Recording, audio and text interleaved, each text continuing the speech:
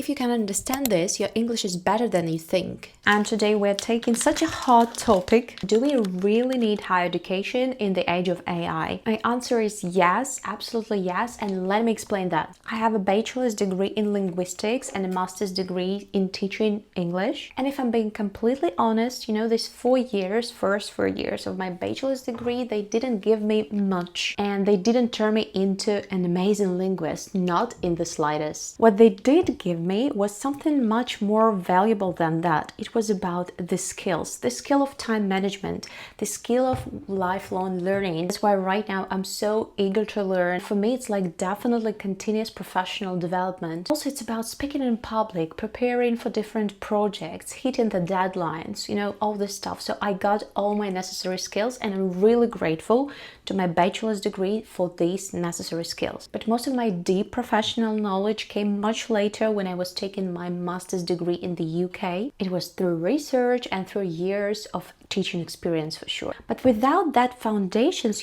I got on my bachelor's degree, I wouldn't have got there. And here is the opinion that usually makes all people really angry. I do believe that language teachers are supposed to have, better say they must have, professional education. Can someone teach English without a degree? Of course. Can they be a good teacher? Absolutely. But in my opinion, they are often missing some important tools. This degree usually includes methodology, educational psychology, lesson planning, assessment, all this stuff. For example, a native speaker can say, well, we use it just because we use it. If you ask him about present perfect, but your English teacher can explain you why we should use it and how we should use it and give you multiple examples and multiple activities just to see the variety and all the colors of present perfect. And this is where the huge difference hits me. So yeah, I still believe that higher education matters, but not because your diploma makes you an expert, but because it teaches you how to keep becoming one, how to keep becoming an expert